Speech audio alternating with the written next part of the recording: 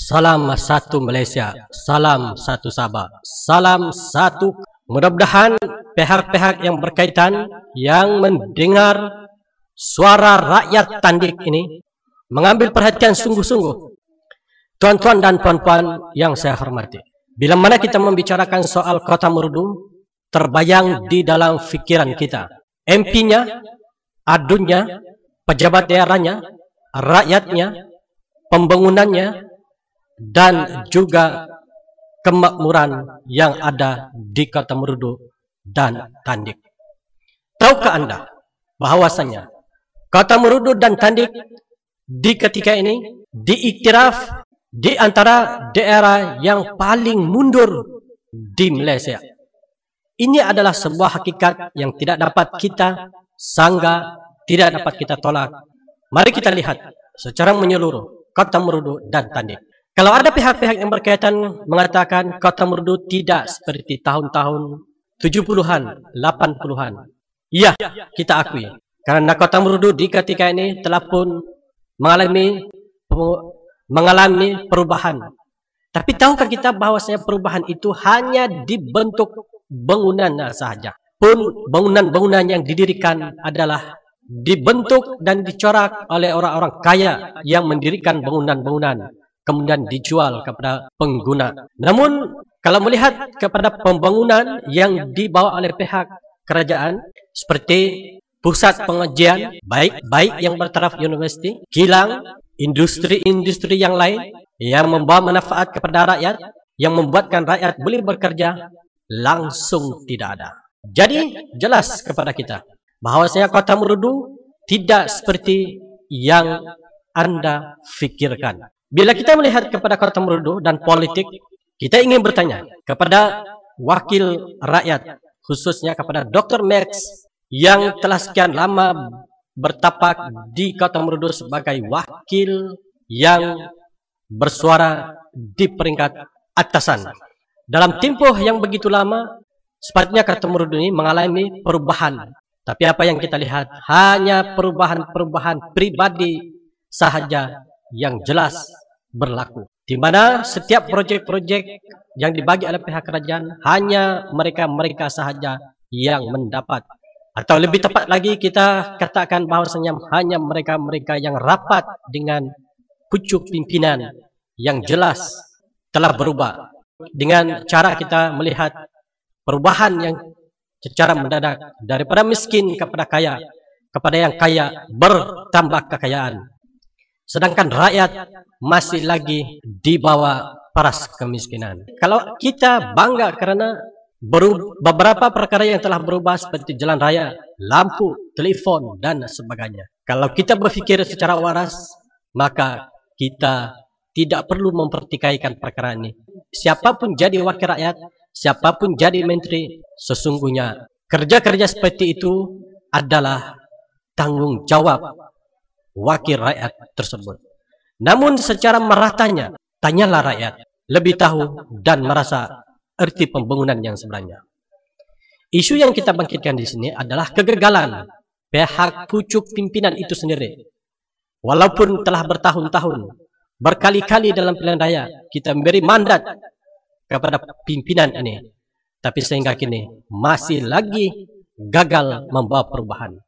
Oleh yang demikian, sudah sampai waktunya kami sebagai pengundi rakyat di kawasan Kota Merudu dan Tandik menyatakan bahwasanya perlu ditukar pimpinan yang sedia ada. Lebih-lebih lagi dalam keadaan kita berhadapan dengan pilihan raya ke-13 yang akan datang. Kita tidak mau melihat pihak pembangkang bertepuk tangan, bersorak, tersenyum kerana mereka menang di kawasan ini. Maka dengan itu lebih baik kita menyatakan perkara ini lebih awal, memberi ingatan, kerana perkara ini pasti bakal berlaku dan berlaku. Oleh yang demikian adalah lebih baik kita bertindak daripada sekarang sebelum perkara ini menghambat di batang hidung kita. Satu perkara lagi yang ingin kita nyatakan di sini. Ketika ada orang, individu, kelompok, baik pemuda, baik kaki tangan kerajaan yang menyatakan pendirian seperti ini, menyatakan pemikiran yang baru, yang segar, yang baik untuk membangunkan Kota Merudu. Mereka ini pula cepat-cepat memberi cop yang paling kotor, menyatakan mereka ini pembangkang. Pemikiran seperti inilah kita tolak yang sebenarnya. Pemikiran seperti inilah yang sebenarnya kami tidak mau. Karena kami bukan pembangkang. Ya, kami pembangkang. Pembangkang di dalam. Karena kami sudah bosan dan meluat dengan sikap yang ditunjukkan oleh Dr. Max sendiri. Berbalik kepada Adun Andima Tandik. Tandik merupakan satu-satunya yang mencetuskan sejarah di dalam politik Malaysia. Tidak dapat kita nafikan kewujudan Tandik. Pemimpin-pemimpin terdahulu di kalangan bangsa Kimaragang itu sendiri telah mencorak dan telah berbakti kepada Tandik. Namun, apa yang kita lihat di ketika ini? Sepatutnya pihak kerajaan, pihak pucuk pimpinan terutamanya, Ketua Menteri, Perdana Menteri, dan pihak-pihak yang bertanggung jawab memikirkan calon-calon yang akan datang.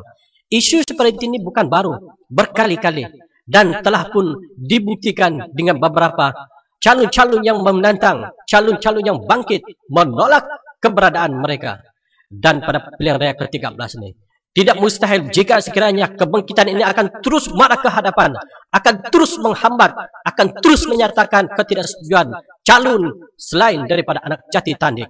Kalau anda menyatakan bahwasanya masyarakat Dusun Kimaragang tidak mempunyai kelayakan, maka sekali lagi anda tersilap karena masyarakat Dusun Kimaragang kini bukan seperti tahun 60-an, 70-an, 80-an. Di ketika ini bangsa Kimaragang mempunyai segala-galanya di segi kelayakan. Anda boleh bertanya kepada pihak bangsa Kimaragang. Kami mempunyai doktor, kami mempunyai peguam, kami juga mempunyai profesor, kami juga mempunyai pegawai-pegawai tinggi, kami juga mempunyai guru dan sebagainya. Jadi sudah tidak ada alasan untuk anda menyatakan bahwasanya bangsa Kimaragang tidak mempunyai kelayakan dalam hal bangsa Kimaragang itu sendiri. Kita tidak menyatakan mewujudkan perkauman berdasarkan kepada bilangan pengundi di kawasan Andima Tandik. Kimaragang lah yang lebih sedikit, dan kenapa tidak dibagi peluang kepada Kimaragang? Karena Kota Merudu adalah antara daerah agung-agungkan menjadi pengeluar jagung. Apa ada dengan jagung? Anda di luar sana boleh lihat Kota Merudu, berapa ratus ladang yang ada, berapa ribu ladang jagung yang ada. Ini hanya pembohongan belaka yang sebenarnya.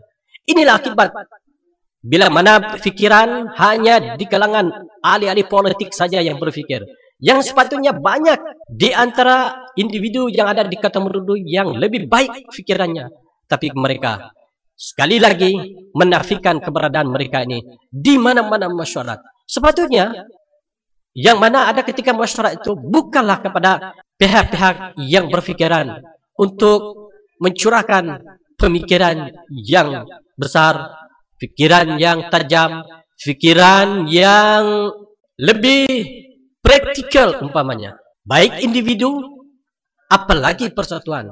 Tapi di ketika ini, persatuan yang ada di kawasan Kota Merudu, baik persatuan Kimaragangnya atau persatuan-persatuan yang lain, ketika mereka menyatakan hal pandangan berkaitan dengan politik, pandangan berkaitan dengan ekonomi, pandangan mereka terhadap pendidikan, rakyat itu sendiri, mereka bukan berterima kasih, tapi mereka memberi cop yang paling kolot, kononnya mereka ini pembangkang.